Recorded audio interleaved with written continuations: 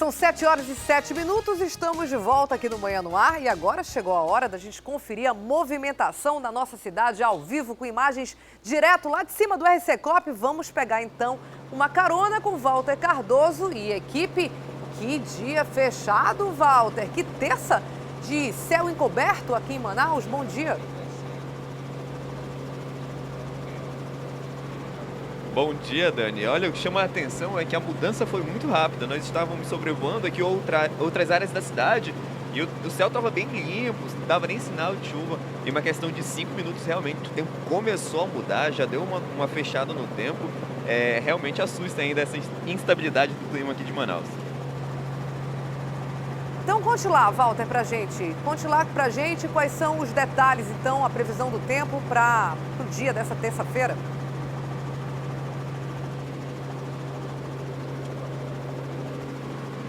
A temperatura agora pela manhã é de 24 graus, Dani, com uma sensação de 26. A possibilidade de chuva é de 60% e a máxima prevista é de 33 graus. Olha, a previsão inicialmente é que amanhã seja de muito sol e muitas nuvens, mas que a chuva mesmo só venha à tarde e à noite com algumas pancadas rápidas de chuva. Walter, obrigada pela previsão do tempo. Vamos falar agora de notícias, né? Você sobrevoa nesse momento uma área aqui do Distrito 2, né? Que era a área de expansão do Distrito Industrial de Manaus, é isso?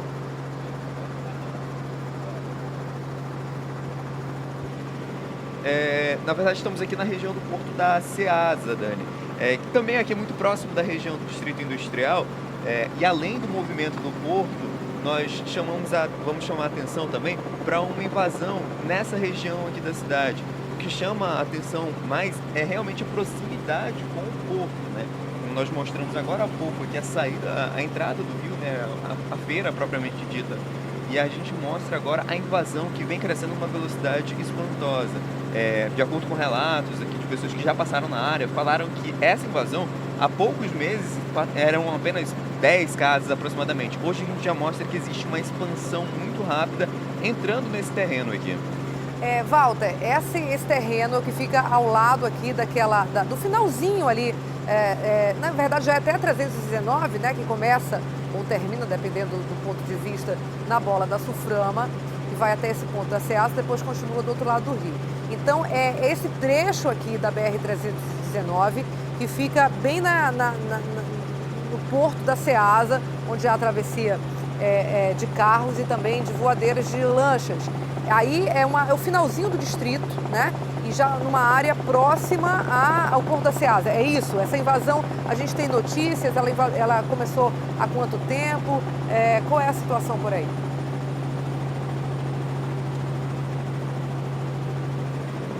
Então, Doni, a gente não tem informações muito precisas, justamente porque o movimento de invasão ele é muito rápido. Quando a parte visível da invasão começa, digamos assim, é porque já existe todo um movimento antes, né?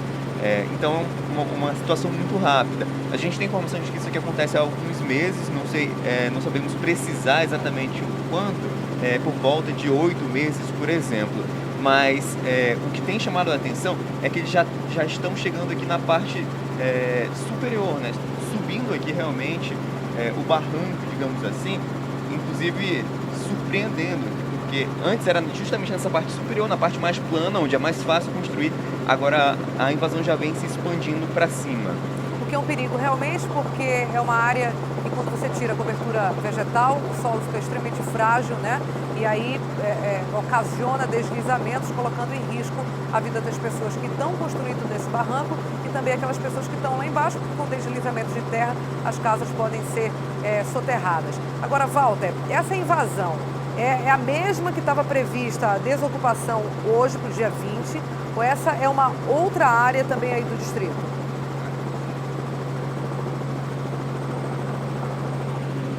Essa é outra invasão, né? A gente até sobrevoou o distrito aqui de cima, né? Analisando os pontos.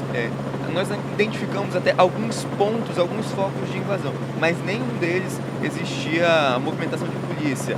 Só para esclarecer, né? Existe uma previsão de uma ação de reintegração de posse hoje, de desocupação, na verdade, que seria inclusive a última do ano. Mas até o momento nós não vimos nenhuma movimentação de órgãos de segurança, de polícia nessa área do distrito industrial. A única informação que a gente tem realmente é que seria nessa região do distrito. Mas como são pequenos focos de invasão ao longo do bairro, até surpreende a quantidade de pequenas invasões, é difícil precisar, mas em nenhuma delas nós identificamos a ação da polícia no momento.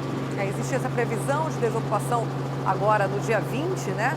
E a gente já sobrevoou, como o Walter está dizendo, alguns pontos onde existe essa ocupação ilegal, desordenada de terras públicas no distrito industrial. Não se efetivou, então, a notícia de desocupação hoje na manhã do dia 20. Obrigada, Walter. A gente volta, então, com você de outro ponto da cidade daqui a pouquinho. Até já. Se você está de férias e vai viajar agora em dezembro ou janeiro, período de alta temporada, é melhor aí se programar para chegar no aeroporto com pelo menos 2 horas de antecedência, viu? Essa é uma orientação de segurança da ANAC, Agência Nacional de Aviação Civil, por causa dos novos procedimentos de inspeção para embarque. Sobre esse assunto eu converso agora com a Carol Queiroz, que está ao vivo, volta a falar com a gente. Não é isso, Carol? Explica quais são essas orientações, hein, Carol, para os passageiros, para ninguém perder o voo. A gente imagina aí a frustração que seria com toda a família, muita gente comprando com antecedência para pagar passagens mais baratas. Chega na hora H ali, não consegue embarcar. Assim não dá. Carol, dá todas as dicas aí para ninguém perder voo.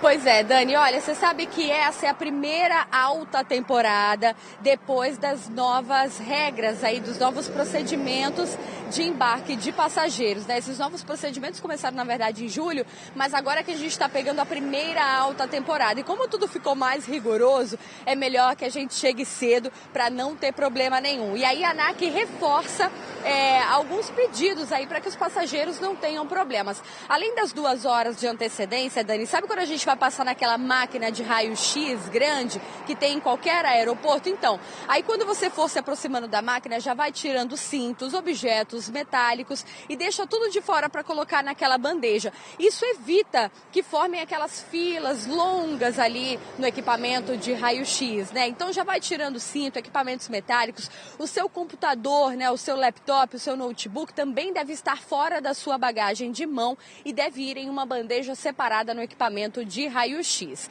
Além disso, as mulheres que gostam de levar aí aquele alicatezinho de unha, por exemplo, na sua bolsa, pode tirar porque também não pode, tá? Objetos pérfuro-cortantes devem estar fora, deve estar na sua bagagem grande, tá? Naquela mala que é despachada pela empresa aérea, não na sua bagagem de mão. Então se atente também para as coisas que você vai levar na sua bolsa, na bolsa da criança ou na mala que for com você junto, dentro do avião, tá bom? Isso é muito importante. Também evita, né, que você tenha ali o desagrado de ter que tirar as coisas ali no equipamento de raio-x, deixar para trás alguma coisa que você gostaria de levar na sua viagem, tá? Com esses novos procedimentos, a ANAC reforça também que qualquer pessoa, a qualquer momento, né, durante a sua viagem, durante a sua estada aí no aeroporto, pode passar por uma revista física ou pode ter a sua bagagem revistada também, tá? Além disso, atente para o horário de fechamento do check-in e lembrando que isso pode variar de empresa para empresa ou se o voo é doméstico ou internacional, tá? A gente tem mania, né, Dani? Às vezes pensa assim, eu vou para Fortaleza aqui pertinho, vou viajar aqui pelo Brasil mesmo, acaba chegando só com 1 hora de antecedência aqui no aeroporto, mas lembre-se, essa é uma alta temporada, dezembro, janeiro, um período de férias, tem muita gente viajando, então chegue cedo, né? Vai que acontece algum imprevisto, é melhor chegar cedo do que perder o voo e perder as férias também. Aí a gente lembra, sabe, Dani, que em casos de cancelamento ou atraso, a companhia aérea é obrigada a avisar os passageiros, tá? Para atrasos de 1 hora, um pouco mais de 1 hora, a companhia aérea deve facilitar o acesso à internet, acesso a ligações telefônicas também. Para atrasos superiores a 4 horas, aí o negócio muda de figura. A companhia deve fornecer uma alimentação adequada, acomodação no local adequado, às vezes até translado e acomodação em hotéis, tá? Hospedagem mesmo. Então fique atento ao horário do seu voo. A gente precisa estar atento, às vezes tem o fuso horário, acaba confundindo, o horário da madrugada, né? Esse horário da madrugada que tanto nos confunde também, se é na sexta, se é no sábado, se é de um para o outro. Enfim, fique atento. Lembre de trazer também os seus documentos, tá? Documento de identidade é preciso para embarcar. Se você vai viajar com filhos também, né? Atente para a documentação das crianças para não ter nenhum tipo de problema no embarque. Férias, né, Dani? Férias tão merecidas para todos nós que trabalhamos. Uns tiram agora, uns tiram aí no meio do ano. Mas, enfim, o importante é que quem vai viajar precisa estar com tudo certinho. Faça o seu checklist, eu adoro isso, sempre faço em casa. Anota mesmo tudo, até para ver se você não está esquecendo nada aí na sua bagagem, para curtir as suas férias da melhor maneira, Dani. Com tranquilidade, inclusive com o trânsito maluco que a gente tem, às vezes vira carreta, que foi bem comum agora em 2016, para tudo, né? Você pode perder o voo, então tem que sair realmente com antecedência. É uma frustração para a gente, que é adulto, imagina para as crianças perder um voo, além do custo que tem de remarcação, não pode de jeito nenhum, para ficar tudo certinho e todo mundo que se planejou, conseguiu aí comprar suas passagens, possa viajar. Dicas valiosas, Carol, muito obrigada, daqui a pouco eu volto com você. E agora a gente volta lá para cima com Walter Cardoso, direto do RC Coop. Ele está mostrando a movimentação para a gente de um outro ponto da cidade, que eu não sei qual é, mas vou perguntar dele. A gente está agora onde? Na bola do Armando Mendes, é isso, Walter? Isso mesmo, rotatória do Armando Mendes, um dos principais acessos ao Distrito Industrial de Manaus, com um trânsito muito tranquilo, Dani, nenhum tipo de retenção. Nós mostramos agora há pouco o Distrito Industrial e a região da Ceasa. Nós fizemos aqui todo um passeio por essa parte e o distrito realmente com um acesso muito tranquilo. Vale lembrar que muitas das empresas vão adotar o processo de férias coletivas, né? Então, realmente, o tráfego de veículos nessa área ele já demonstra muito mais tranquilidade. O trânsito fica mais leve, nenhum tipo de retenção, lentidão. E a gente mostra que todo o acesso aqui na Avenida Grande Circular reflete isso, né? Tem esse reflexo. Nenhum tipo de lentidão, nem mesmo a questão aqui da faixa de pedestre, que costumava ser um gargalo, costumava ser um ponto de pequeno congestionamento, mostra nenhum tipo de lentidão hoje. Então, trânsito muito tranquilo para quem precisar vir da Zona Leste em direção ao Distrito Industrial, quem precisar sair do distrito em direção à Zona Leste, realmente muita tranquilidade hoje, Dani. Agora 7 horas e 19 minutos, quase 7h20 da manhã, totalmente tranquilo o distrito, como o Walter mesmo falou. Muitas fábricas já estão aí com as atividades paralisadas, porque a gente sabe que o distrito produz mesmo, né, para abastecer o grande mercado consumidor do país, que é o Sul e Sudeste, nos meses de agosto, setembro, outubro, até meados ali de novembro, ainda é feita uma produção que tem tempo hábil, né, que chegar até o grande mercado consumidor demora mais ou menos 15, 20 dias, porque é feito o transporte rodofluvial, metade por navios e depois a outra metade por estrada a partir de Belém. Então demora, tem toda essa logística aqui da região amazônica. Os produtos que tinham que abastecer o mercado lá do Sudeste já saíram de Manaus, agora não daria tempo, não chega a tempo hábil dessa grande época do ano para o comércio, para a indústria do comércio, que é o Natal. Então muitas indústrias, mesmo sem encomendas, estão dando férias coletivas. Isso é comum, isso sempre aconteceu, mesmo na época em que o distrito empregava 120 mil pessoas, hoje são cerca de 80 mil apenas por causa da crise econômica. Mesmo dessas épocas aí áureas, né, de produção, existiam as férias coletivas. Nessa época, então, de baixa produção, agravada ainda por a questão da greve da Receita, muitas peças, muita matéria-prima ainda ficou retida no porto, muito material, produto já fabricado também retido porque não conseguiu sair de Manaus por conta dessa greve. E aí não justifica, muitas fábricas acabaram paralisando suas atividades, o que justifica essa tranquilidade que a gente vê agora nas ruas do distrito. Acho que é isso, né, Walter? Isso mesmo. Agora nós estamos só para fechar, Dani, aqui na Alameda Cosme Ferreira, já na Zona Leste, e um fato que chama a atenção, que justifica toda essa tranquilidade no trânsito, é justamente a soma desses fatores. Além das férias, né, do setor industrial de Manaus, tem também a questão das férias escolares. Então, principalmente essa região leste, que é usada muito como acesso ao distrito industrial e tem uma grande concentração de escolas, quando tem menos esses dois agravantes, né, esses dois polos de movimento aqui realmente de veículos, o cenário que a gente nota é esse, tranquilidade total no trânsito. Então pronto, quem quer fazer compras, está precisando de ir ao supermercado ou lá no centro fazer aí as comprinhas para presentear as pessoas sábado, pegue tranquilamente qualquer uma das vias de saída da Zona Leste, tanto a Cosme Ferreira quanto a Grande Circular em Altaz Mirim, porque está tudo muito tranquilo na manhã dessa terça-feira em Manaus. Faz o seguinte, fica com a gente até 8 horas, dá tempo direitinho de você chegar lá no centro, hein? Muito obrigada pela sua participação também. Walter e toda a equipe do RC Coop, a gente volta a se falar amanhã. Até lá.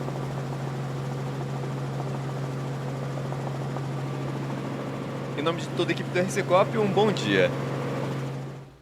Agora nós vamos para o estúdio da Rádio A Crítica conversar com a Adriane e com a Micaele Cevalho. Elas estão ao vivo na 93.1 e agora conversam com a gente aqui no Manhã no Ar. Tudo bem, meninas? Bom dia. Bom dia, Dani. Bom dia. Vamos começar falando que o ministro Raul Araújo, do Superior Tribunal de Justiça, decidiu manter por mais 6 meses, olha aí, uma punição bastante longa para investigações, o afastamento da desembargadora Encarnação das Graças Sampaio Salgado, né?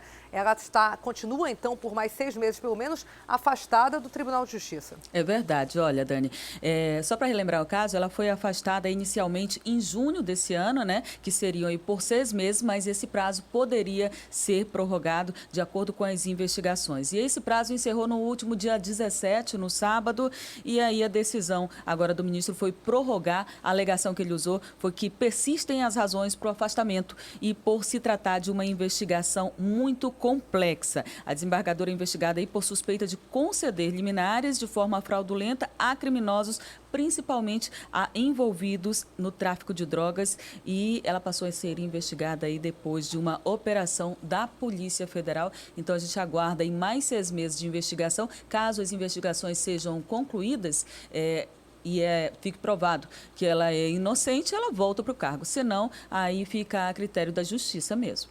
Eu usei a palavra errada, eu falei punição, na verdade não é uma punição ainda, porque ela não foi julgada, né? Muito menos condenada, na verdade, o que há é um afastamento temporário para as investigações. Eu me expressei mal, estou aqui corrigindo. Então é isso, a gente continua acompanhando esse caso, que é bastante relevante, né?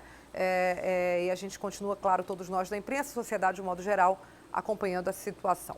E, Dani, Diga, lá Adriane. no tribunal, enquanto ela foi afastada, né, desde junho, o desembargador Jomar Fernandes assumiu interinamente, ficou como substituto, chegou a esvaziar o gabinete em que a desembargadora despachava, porque ele ficou despachando durante esse período, né? Só que agora, nesses últimos dias aí, no dia 6, ele ganhou uma vaga titular e agora o TJ entra em recesso, nesse período de janeiro, eles vão preparar um gabinete específico para ele e o gabinete dela fica vazio. Isso não compromete tanto o trabalho lá, né, já que ela está afastada, porque houve uma substituição, né? E agora o desembargador Jomar Fernandes também tem sua vaga de titular. A gente sabe que o judiciário tem um déficit muito grande, tem vários processos que estão aguardando para serem analisados. Ele, inclusive, é um dos mais lentos do país, o TJ do Amazonas, mas não dificultou no andamento dos processos que estavam lá, os que já estavam previstos, porque houve uma substituição temporária e agora uma confirmação do novo desembargador.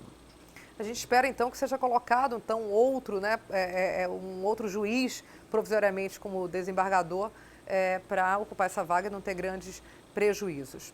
Olha, o Procurador-Geral da República, o Rodrigo Janot, vamos agora para o Noticiário Nacional, pede o fim do sigilo das delações. É tudo que a gente quer, né? Porque a gente fica pensando aí, vazou a delação, valor. O que a gente não quer é que vaze, não tenha nada irregular. A gente quer que todo cidadão tenha, assim, acesso ao conteúdo que foi apurado pelas investigações, não é isso? É isso, porque o vazamento, ele abre margem para considerar que houve uma tendência, foi tendencioso, vazou para um lado ou vazou para o outro, e isso acaba prejudicando apenas um setor. E essas delações envolvem vários executivos da Odebrecht e vários políticos do país, né? E o Rodrigo Janot, que é o Procurador-Geral da República, disse que vai pedir agora a quebra desse sigilo, dessas informações que são reveladas nas delações. Daniela, são fitas e fitas de gravações de vídeo, de áudio, tem um arquivo gigantesco que está retido e com muitas informações. Só para ter ideia, ontem foram 77 executivos que fizeram acordo de delação e deram os seus depoimentos, né, de acordo com o que teria acontecido nesse esquema da Lava Jato. E o que o Rodrigo Janot quer é que assim que o STF homologar essa delação, ela tornam-se públicas. E quem vai homologar é o ministro Teori Zavascki, que é o relator do processo da Lava Jato no Supremo. Então, essa é a expectativa. Ele diz que deve pedir que isso aconteça em janeiro, porque agora a gente entra num período de recesso. Pedindo em janeiro, os meses de fevereiro e março vão ser bastante movimentados, porque só a delação do Cláudio Melo Filho, que foi a que saiu há uma semana, houve uma repercussão gigantesca, né? Ele citou dezenas de políticos, incluindo o atual presidente Michel Temer e vários partidários do PMDB. E nessa época, como vazou apenas a delação dele, o próprio Temer mandou uma carta para o Rodrigo Janot, pedindo explicações, né, desse vazamento, que considerou tendencioso e uma forma de prejudicá-lo. Logo depois, o Temer, inclusive, anunciou um pacote de medidas para tentar aliviar a barra, um pacote de medidas positivas para tentar diminuir esses impactos da delação em cima do PMDB. Depois disso, o Rodrigo Janot pediu desculpas, disse que vai investigar o vazamento dessa delação e que agora quer que todas se tornem públicas. E aí a gente vai ter bastante trabalho também, né, se isso se tornar público. E é uma forma também da população ter acesso a esses dados, né, que políticos estavam envolvidos, que esquema funcionava, né, como que eles eram organizados nas últimas delações que já foram divulgadas. A gente percebeu que era um esquema tão organizado que eles já faziam apostas em políticos. Esse político vai ter futuro, vou dar uma propina aqui, que lá na frente, se ele for eleito para alguma coisa, eu já vou ter uma obra garantida. Era mais ou menos assim que a Odebrecht funcionava e o esquema de corrupção da Lava Jato. Então, são mais 77 delações que a gente espera que tornem-se, de fato, pública a partir do ano que vem. A gente sabe o quanto a opinião pública, né, é importante para o desenrolar das investigações. A gente sabe que quando é feito ali nos bastidores, no sigilo, tem forças, vou usar uma expressão aí histórica do nosso país, forças ocultas, né, quando não se quer dizer quem é, forças ocultas que levam, às vezes, os processos simplesmente pararem, cessarem ali as investigações, ou pior, demorar tanto tempo que prescreve e acaba não punindo. A partir do momento que todos nós, imprensa, sociedade de modo geral, sabemos do que está acontecendo e acompanhamos, há uma pressão e é muito mais difícil manter ali o sigilo nos bastidores e fazer alguma artimanha para não punições, o que infelizmente aconteceu durante várias décadas no nosso país e agora, felizmente, a tendência é com a Operação Lava Jato isso mude. Então, assim, nada mais justo do que as delações sejam, depois de homologadas, claro, divulgadas, ou seja, homologadas quer dizer que ela passou a ter valor legal, né? E depois de homologadas, então, elas sejam divulgadas para que todos nós temos, sim, como cidadãos, direito a ter acesso à informação e isso é bastante importante para esse acompanhamento. Agora vamos mudar de assunto de novo. Um acordo entre o Itamaraty e a Guarda Nacional Bolivariana voltou a permitir que turistas brasileiros voltem ao Brasil pela cidade venezuelana de Santa Helena do Airém, que faz ali fronteira com Pacaraima. A gente mostrou ontem, inclusive, a situação, alguns vídeos que foram postados na internet de pessoas com situação dificílima, né? Brasileiros que estão lá na Venezuela e simplesmente não conseguiam regressar ao próprio país, no caso, Brasil. Agora há um acordo e a situação tende a ser normalizada, é isso? Os brasileiros já vão poder voltar ao Brasil. São cerca de 100 brasileiros, pelo menos, que estão presos, brasileiros que foram fazer turismo de negócio ou turismo de lazer na Venezuela e não conseguiam retornar porque as fronteiras foram fechadas. No primeiro momento, havia uma previsão de que fosse durar uma semana e as pessoas estavam esperando essa semana passar para voltar ao Brasil. E aí o dinheiro foi acabando, elas ficaram sem hospedagem, sem ter condições de se alimentar e a preocupação aumentou. Eles procuraram em Itamaraty, o consulado lá na Venezuela do Brasil e conseguiram agora esse novo acordo que permite que eles retornem. Inclusive, a governadora de Roraima chegou aí até a Venezuela ontem para negociar junto com Itamaraty para explicar a necessidade do retorno, né? Os brasileiros continuam não podendo entrar porque foi prorrogado até o dia 2 esse fechamento das fronteiras, mas pelo menos os que estão lá vão começar a voltar, Daniela, e muitas das pessoas estão sem suporte não, como a gente está vendo aí nas imagens, na rua, com cobertores no meio das calçadas. A situação é extremamente delicada e preocupante porque eles não tinham perspectiva de em quanto tempo poderiam regressar ao Brasil ou não. E quem estiver precisando desse suporte, quem tem um familiar que está lá na Venezuela, quer voltar para cá, tem os telefones que você pode entrar em contato. São os telefones lá de Boa Vista, que é da Secretaria Extraordinária de Assuntos Internacionais. O telefone é o DDD 95, anotem aí, DDD 95, e o telefone é o 991 469977. Esse é o telefone de Boa Vista. Tem um telefone que foi disponibilizado também na Venezuela, que é o 041 4845 8850. Entre em contato com esses telefones e vai ajudar, vai dar as orientações de como regressar ao Brasil. Lembrando que quem quiser ir para lá não pode ir. Esse acordo foi bem difícil de se estabelecer, porque há uma pressão muito grande ainda do presidente da Venezuela de evitar que essas fronteiras se abram, porque ele diz que há uma série de fraudes, de pessoas que estão tirando dinheiro de circulação e as pessoas da Venezuela não conseguem receber os seus salários. É a teoria da conspiração, né? Ele e o seu mentor, que é o Chaves, sempre propagaram isso. Você sabe que é o único lugar do mundo que tem um fuso horário diferente, meia hora. Eles montam ali umas leis muito próprias, né, baseado na sua ideologia, na maneira que eles têm de administrar, que tem se provado desastrosa, por sinal, para o país. A gente lembra que durante alguns anos, né, a Ilha de Margarita, especialmente ali, que fica no Caribe venezuelano, foi destino certo de brasileiros numa época como essa, novembro, dezembro, janeiro. As nossas coberturas, enquanto jornalistas, era mostrando o pessoal ali preparando o carro para sair, uma quantidade imensa de fila de espera para tirar passaporte na Polícia Federal, as famílias se preparando para para conhecer o Caribe venezuelano. Em 2 dias se chega lá. Eu mesma já fiz essa viagem aí trabalhando, né? Cobrindo como é que é essa viagem, quantas paradas, etc, etc. Era um turismo barato que tinha, muitos amazonenses faziam porque conseguiam conhecer ali o Caribe através da estrada. 2 diazinhos estava lá. Agora, não pode de jeito nenhum, né? E mesmo que pudesse, não é recomendável, né? Um país que vive um drama desse, que as pessoas estão na fila ali para comprar comida, infelizmente tem o turismo, que sempre foi um dos carros-chefes da economia da Venezuela, totalmente prejudicado, parado completamente o setor, né?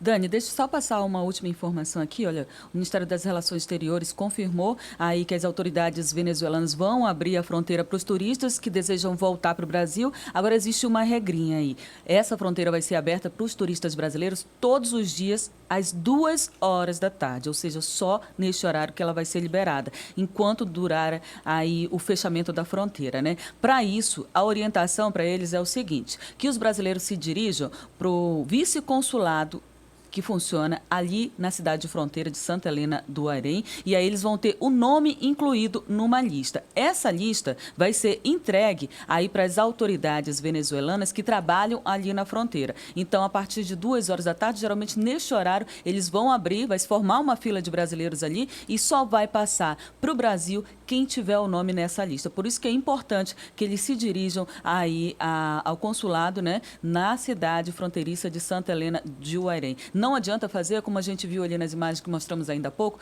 se formar aquela fila se não tiver com o nome na lista. O que tem acontecido ultimamente, principalmente de ontem para cá, é que muita gente tem arriscado. Os brasileiros se arriscam ali nas fronteiras, porque a gente sabe que tem estradinhas que não é a estrada oficial, né? Estradinhas que cortam, são maiores, mas que você consegue chegar até a cidade brasileira de fronteira, e alguns têm se arriscado. De acordo com as autoridades, dezenas de brasileiros fizeram isso. Até agora, se arriscando ali a chegar no Brasil de forma ilegal. Então, o ideal é que não se faça isso, porque a gente não sabe ali de que forma os policiais da fronteira podem agir, né? Se encontrar brasileiros tentando fazer isso de forma ilegal. A gente sabe que lá existem problemas de tráfico, de tudo isso. Então, esses brasileiros estão simplesmente tentando voltar para suas famílias, trabalhadores, né? Às vezes até porque tem trabalho aqui, tem que voltar, tem compromisso no Brasil, podem ser tratados como criminosos. Então, o ideal é que eles realmente procurem ali o consulado, coloquem seus nomes na lista para que possam entrar no Brasil de forma legal. Então, deixando claro, todos os dias, às 2 horas da tarde, a fronteira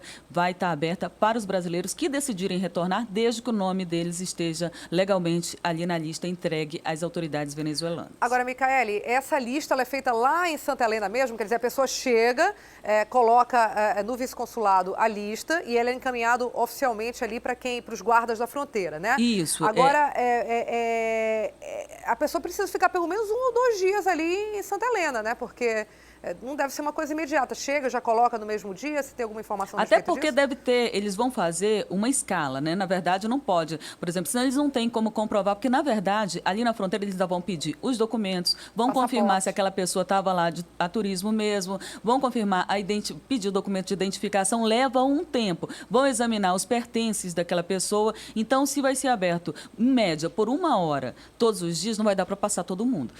Os brasileiros realmente que estão lá na fronteira, que a gente viu ali com malas, né, aguardando ali na fila, tipo, ali na fronteira mesmo, ao redor da pista que vem de lá para cá, o ideal seria que eles conseguissem abrigo. Isso está sendo estudado já até mesmo pelo consulado lá em Santa Helena de Uairém, para que essas pessoas não fiquem desabrigadas. Muitas delas estão ali na esperança de 1 hora poder entrar no Brasil. Não é nem questão de que o consulado não ofereceu abrigo, né? Lá no consulado mesmo, no prédio. É porque elas imaginam que estando ali podem ser uma das primeiras a atravessar na hora em que isso for liberado. Não adianta ficar nesse desespero, realmente vai ter que se seguir aí um trâmite legal, né? Aguardar o seu dia de passar de lá para cá. A gente vê que o problema quase que chegou ao fim, porque para os brasileiros que estão lá que vão ter que esperar mais 1 ou 2 dias, isso ainda é complicado, né, Dani? Muito complicada a situação, realmente, um verdadeiro absurdo, né? Enfim, inexplicável isso que está acontecendo. Impedir que brasileiros retornem ao seu país, principalmente turistas, não faz o menor sentido realmente. Que bom que resolveu ali em parte, a gente continua, claro, acompanhando. Adriane, Micaele, sempre ótimo conversar com vocês. Ótima terça-feira também para quem acompanha a gente agora pela Rádio Acrítica. Até amanhã. Até lá. Até amanhã. Tchau, tchau. Agora eu tenho um recado para os estudantes que perderam a prova do Exame Nacional de Desempenho de Estudantes, o ENAD. Os candidatos que perderam a avaliação vão ter até o dia 31 de janeiro para regularizar a situação. Quem traz mais detalhes sobre esse assunto para a gente é a Thea Morel, com quem eu volto a falar ao vivo. Thea, como é que vai funcionar esse processo de regularização? Dani, esse processo é bastante simples, né? Principalmente para aquelas pessoas que faltaram à prova. Na verdade, a pessoa tem que procurar a sua instituição de ensino, tem que procurar a coordenação do curso e tem que levar o documento que é a justificativa para ter faltado ao exame do ENAD. No caso, se a pessoa ficou doente, um atestado médico, existe toda uma documentação que realmente a coordenação do curso pede, né, para comprovar, para justificar essa ausência na prova. Entregando essa documentação, a coordenação vai automaticamente entrar em contato com o INEP e vai aí, digamos assim, autenticar, né? Vai validar essa justificativa e a partir daí está tudo ok para que a pessoa possa aí conseguir a sua graduação, o seu histórico escolar. A gente sabe que o ENAD, embora não seja uma prova que avalie os estudantes, é uma prova que avalia as universidades, mas mesmo assim, para os estudantes dos cursos que foram selecionados, ela é obrigatória porque ela consta no histórico escolar. Para ela constar, quem faltou precisa entregar na coordenação essa justificativa, esse atestado, essa documentação até o dia 31 de janeiro. Agora, tem uma outra situação também, Dani, que é para aquelas pessoas que não faltaram à prova. Mas o ENAD tem também um questionário que precisa ser preenchido pelo aluno e esse questionário, ele muitas vezes não é preenchido até a data da prova, mas ele pode ser preenchido agora, até esse momento. A data para que esse questionário seja preenchido no site do INEP, automaticamente, é 22 de fevereiro. Então, quem fez a prova, mas por algum motivo está irregular, porque não preencheu o questionário, vai poder fazer esse preenchimento no próprio site do INEP. Isso é uma iniciativa do próprio estudante e ele vai poder fazer isso até o dia 22 de fevereiro. Outras pessoas que perderam esses prazos vão ter um novo prazo também, entre o dia 8 e o dia 22 de fevereiro, no caso, se perder esse prazo do dia 31 de janeiro, né? Nesse caso, se você faltou à prova, se você não preencheu o questionário, você vai ter também que procurar automaticamente o INEP. Vai ter que apresentar por sua própria conta a justificativa, o atestado, diretamente no INEP, no prazo de 8 até 22 de fevereiro. Essa é a última chance para quem realmente faltou à prova, para quem não entregou o questionário, para quem não entregou a sua justificativa. Nesse caso, ele vai ter que entregar a original e uma cópia autenticada diretamente no site do INEP e ele não vai ter aí a validação por parte da coordenação, o que pode inclusive prejudicá-lo, porque ele pode ficar impedido de colar grau se ele não tiver aí a aprovação do INEP de que ou ele participou ou de que ele justificou a sua ausência ou a não entrega do questionário junto ao Instituto de Avaliação. E esse ano, em 2016, nós tivemos aí 13 cursos de graduação que foram escolhidos, né, pelo governo federal para que participassem dessa avaliação feita pelos estudantes, feita das instituições de ensino, e tivemos também 4 cursos tecnológicos que os estudantes também tiveram que fazer a prova do ENAD. O prazo parece grande, mas quanto antes você resolver esse problema, melhor, né, Dani? Sem dúvida nenhuma, né? Não pode deixar ali para cima da hora, até porque janeiro, férias, sempre tem outras atividades aí, fazer viagens para algumas pessoas. É bom já ir adiantando. Obrigada, Thea, pelas informações muito úteis, com certeza aí, para ninguém perder o prazo. Valeu, até a próxima. Agora são 7h42, a gente vai resumir o que já foi notícia até agora aqui no Manhã no Ar. Polícia prende homem acusado de ter estuprado alunos de uma escola de tempo integral na Zona Norte. Ele ministrava aulas de teatro voluntariamente e foi preso no último fim de semana. 2.000 famílias foram beneficiadas com a entrega de mais uma etapa do programa Viver Melhor, no Monte das Oliveiras, Zona Norte de Manaus. A cerimônia de entrega contou com a participação do ministro das Cidades, Bruno Cavalcante. Os apartamentos vão abrigar 10.000 pessoas de baixa renda. Em Manacapuru, 60 voluntários levam serviços de saúde e cidadania gratuitos para moradores da zona rural do município. Foram realizados 250 atendimentos, entre cortes de cabelo e procedimentos odontológicos. Ministro do STJ mantém afastamento da desembargadora Encarnação das Graças Sampaio das atividades do Tribunal de Justiça do Amazonas. A magistrada foi afastada em junho desse ano por suspeita de favorecer integrantes de uma organização criminosa envolvida em crimes de homicídio, roubo e tráfico de drogas. Justiça Eleitoral realiza a diplomação dos 41 vereadores. Na cerimônia também foram diplomados o prefeito Arthur Neto e o vice Marcos Rota. Ano novo, óculos novo, né? E o lugar certo é nas Óticas Oftalnorte. Lá você encontra todos os tipos de lentes e uma grande variedade de armação e óculos solar. Aproveite aí seu 13º e presenteie quem você ama. São vários modelos de óculos solares. Não perca essa oportunidade com as melhores formas de pagamento. E comprando à vista, você terá 30% de desconto. Isso mesmo, 30% de desconto. Pode acreditar, lá o preço é justo e o desconto é real. Olha, um projeto social está ensinando jiu-jitsu para jovens da Compensa 3. Em 8 meses de ação, já teve aluno que se destacou em outros estados do país. Meu nome é Christian Penha de Araújo. Para mim, o jiu-jitsu é minha vida. Meu nome é Edinor Cauã Souza de Lima Filho. O jiu-jitsu para mim é um amor. Meu nome é Ítalo Silva dos Santos e o jiu-jitsu é uma paixão. Eles são crianças que vivem um sonho. Jovens que querem mudar o destino através do esporte. A luta feita de um modo justo. É isso que os projetos sociais aqui da cidade fazem, sempre trazendo o jovem e a criança das comunidades carentes para o esporte e, claro, trazer destaques aqui para o nosso estado. Esse é o exemplo do projeto do Lucivan. Aqui, há 8 meses, essas crianças e jovens lutam jiu-jitsu para justamente fugir da ociosidade. A gente começou de um tatame pequenininho, improvisado, lá de casa. E como foi, uma chama a outra, e outro projeto também tinha acabado, aí começaram a se juntar. Aí chegaram, professor, dê aula para nós, dê aula para nós. Eu falei, não tem um espaço, não tem um local. Não tem um local adequado nem tatame. Aí uma mãe de um aluno chegou, professor, eu tenho uma área. Se o senhor quiser ir arranjar um tatame, o senhor pode dar aula para eles. Eu digo, vou pensar no caso. Aí a gente veio, conseguiu um tatame, conversa com um, conversa com outro. Um pai ajuda, outro pai ajuda. A gente conseguiu montar. Hoje a gente está colhendo frutos, tanto no colégio, como em casa, como no esporte. Essa é a finalidade do nosso esporte. A gente sabe uma coisa, você começa a treinar num projeto social, isso até aí tudo bem, mas só depende do próprio aluno se destacar. E é isso que alguns alunos aqui do projeto social do Lucivan fizeram. Esse aqui é o Ivan, ele tem 17 anos. Ivan já competiu em várias lutas fora do estado, né, Ivan? Conta um pouquinho pra gente quando você começou e sobre esse seu destaque, né, na luta aqui no estado e também fora do estado, no Brasil todo. Eu comecei em 2014. Em janeiro desse ano eu fui para São Paulo, estou morando lá e vinha competindo direto, sim, em todos os lugares, sim, Minas Gerais, Rio de Janeiro. Aí agora eu voltei para passar o Natal com a família, mas eu estou morando lá, competindo direto. E um outro discípulo que também é destaque é o Christian. Ele tem 18 anos e também já luta em competições. Começou cedinho. Comecei com 10 anos de idade, mas nunca levando a sério o jiu-jitsu, sempre com uma brincadeira, né?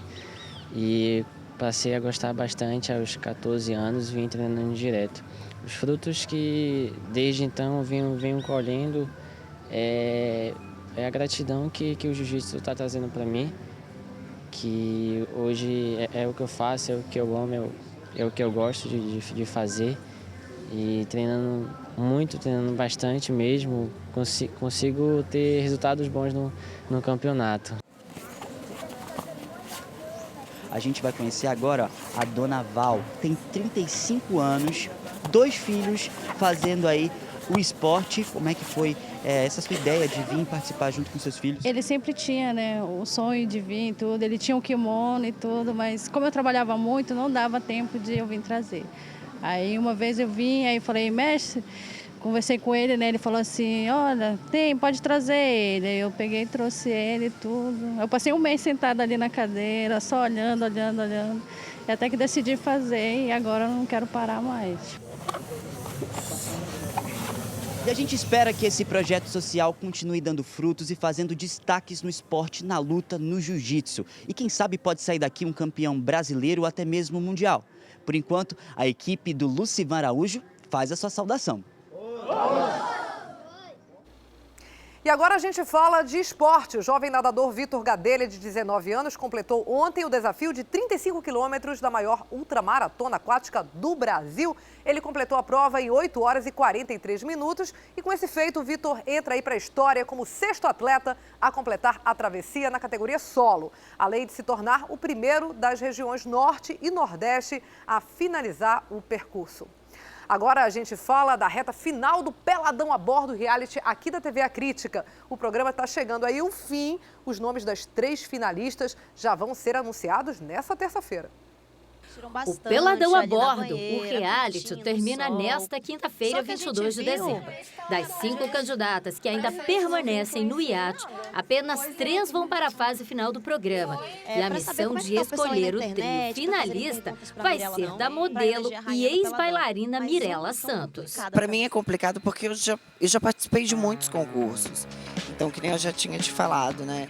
Como eu participei de muito concurso, eu também fico imaginando, eu sei o lugar delas, como o meu também, de julgar é difícil. Só que quando uma pessoa julga e nunca passou pela situação de estar ali sendo julgada, que são as meninas no caso, é diferente. Então eu sei o que é, porque eu já passei pelos dois. E a gente sabe, né, que todo mundo acaba se envolvendo, né? Todas as participantes estão ali, mas aí tem a família, tem os amigos, todo mundo, as torcidas. E ninguém quer perder, né? Justamente, todo mundo sonha junto. Mas assim, como é tradição do Peladão a Bordo, todos os anos a gente sempre traz uma mulher que tem muita propriedade no assunto para eleger as 3 mais belas. Afinal de contas, o Peladão a Bordo é um concurso de beleza. E a gente sempre traz alguém com propriedade nesse assunto. Esse ano a gente convidou Mirella Santos para escolher as 3 finalistas. E aí, quem serão, hein? Os nomes das finalistas vão ser revelados nesta terça-feira. Mas enquanto não chega a grande final, as confusões continuam a todo vapor no iate. A última discussão foi, mais uma vez, iniciada por Brenda. Eu com as meninas, a gente estava se divertindo bastante e eu não sei o que aconteceu. A gente tinha combinado de que quando eu não gostasse da música, ia falar, né, para passar, ou então que quando gostasse, ia avisar também, que eu que estava passando todo o tempo a música, e não vi que a Brenda estava cantando, quase não mexendo os lábios, eu não prestei atenção nela, e aí ninguém tá gostando da música, né, vou mudar. Amor, tá vendo que tu não pergunta, o mesmo que tem pra passar, tem pra voltar, por que tu não pergunta? Não, agora vai, muda. Não muda, sério, muda.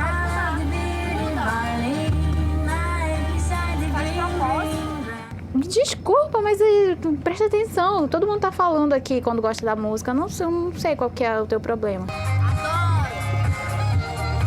Sou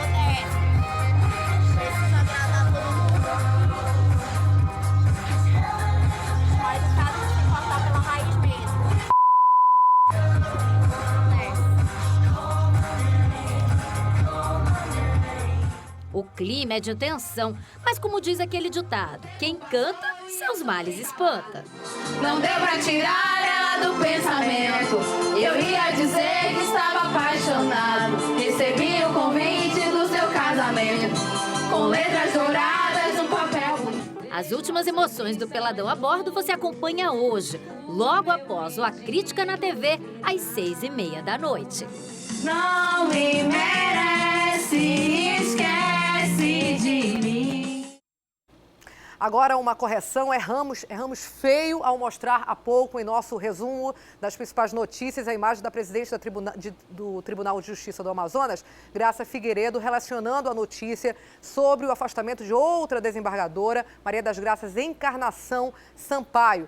Pedimos desculpas à ex-presidente do tribunal por esse erro inadmissível aqui do Manhã no Ar. Nossas sinceras desculpas. A informação da Encarnação das Graças, né, que está afastada sendo investigada, e nós mostramos a imagem da outra desembargadora que não tem absolutamente nada a ver com o caso.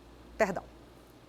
E o comando do 9º Distrito Naval está com as portas abertas ao público que tiver interesse em conhecer as obras expostas no Salão de Artes. Os visitantes poderão contemplar obras voltadas aí à temática da Amazônia. Quem vai dar mais detalhes sobre esse assunto para a gente é a Thea Morel, com quem eu volto a falar então ao vivo. Não é isso, Thea? Quando é que o público interessado vai poder conferir a exposição, Thea? Exatamente, Dani. Os portões vão estar abertos para quem quiser realmente ver essas obras de arte. São obras de arte que têm como temática a Amazônia e também a Marinha do Brasil, né? A atuação da Marinha do Brasil aqui na nossa região. E num lugar muito especial, Dani, que é a Ilha de São Vicente, um dos berços da nossa cidade. Então, atenção para os horários de abertura do Salão de Artes. De segunda a sábado, no domingo não abre, durante o horário da manhã. A visitação vai estar aberta entre 9 até 11h30 da manhã e no horário da tarde entre 1h30 até 4h30 da tarde. 30 obras estão em exposição, são obras que foram selecionadas e que trazem, como você já disse, essas duas temáticas. A nossa região, a Amazônia e também a Marinha do Brasil. Dani. Obrigada, Thea Morel, aí pelas informações. Mais uma dica cultural, né, para quem quer prestigiar. Fica com os filhos em casa, né? Não sabe o que fazer nessa época do ano. Até sempre trazendo informações aí pra gente. Obrigada, até amanhã. Até amanhã, porque agora são 7h54. O Manhã no Ar está terminando. A gente agradece muitíssimo a sua companhia nessa manhã bem cedinho de terça-feira, tempo nublado. A gente espera que melhore aí para todo mundo e convida você para continuar com a nossa programação nacional. Tem Fala Brasil, hoje em dia, às 11h, aqui na TV A Crítica Record tem Magazine e meio-dia, Alô Amazonas com Wilson Lima. Nós aqui no Manhã no Ar voltamos amanhã às 6h em ponto. Tem a Crítica Play agora aqui com a gente, hein? Tchau, tchau.